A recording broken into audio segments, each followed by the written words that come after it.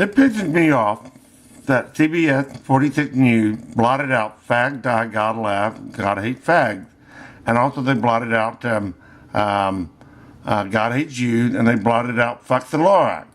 "Fuck the Law Act," that was said in my trial back in 2012 by Judge Nellie F. Withers. I have Bobby, my next door neighbor, had volunteered that I was angry with him over the removal of the trees. And I jumped in and said, yeah, I jokingly referred to myself as the Law Act of DeKalb County. And then I quoted a line by the Law Act, from the movie The Law Act: "Beware the intruder in the violent ways, shame on them, for shame." And this is where Judge Nellie F. Withers jumped in and go, "Fuck the Law Act."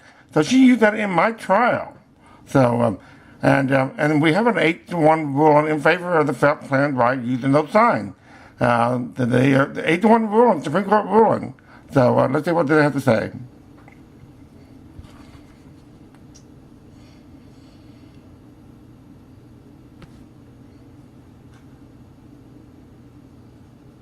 Well, now to a story you'll see only right here on CBS 46. People living in one neighborhood say they have been terrorized for years by a neighbor with plenty to say. Yeah, he stands on the sidewalk screaming at passing cars, and he fills his yard with offensive signs. And this is an upscale area, TOCO Hills, near Emory and the CDC.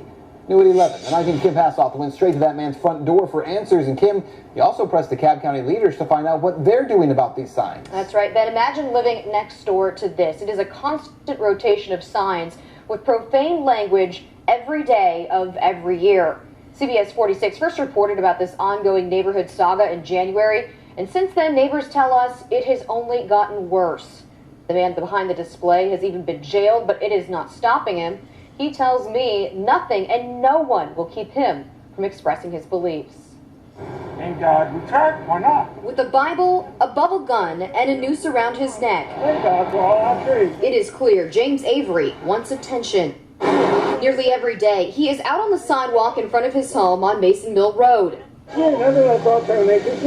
yelling at anyone who passes by. Apparently he inherited a bunch of money because he's unemployed right now. He's a veterinarian, and that's what he does. If he isn't outside, his front yard display continues to convey his controversial thoughts about God, gays, and religious groups. He started about 4 or 5 years ago, and it's just kind of slowly escalated and gotten worse and worse and worse. And we called the police, and the police won't do anything about it. Many neighbors now also have signs in their front yards, for sale signs.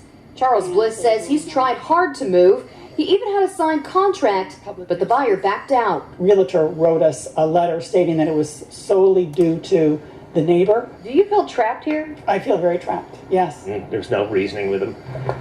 CBS 46 went directly to the source. Hello. My name's Kim. I'm from CBS 46 News. Mr. Avery spoke to us about all sorts of things. Because I even make the progressive and liberal nervous.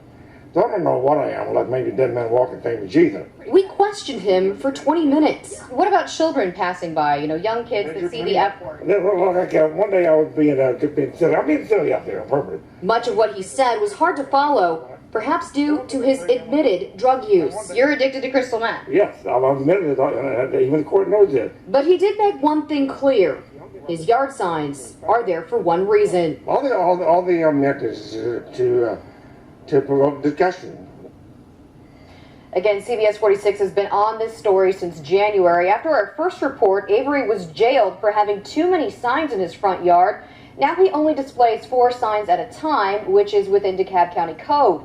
But we wanted to know about the content. Do those profane words break any laws? I spoke with the county communications officer late tonight, and he assured me inspectors are looking into that and plan on going to that property either tomorrow or early next week. And you can count on CBS 46 to stay on top of it. Kim Passoff, CBS 46 News. They didn't blot out the logo on my shirt. There's just one protection. It's the fifth around the one. So basically, supposed to look like somebody jacking off. They didn't even catch it. Oh well.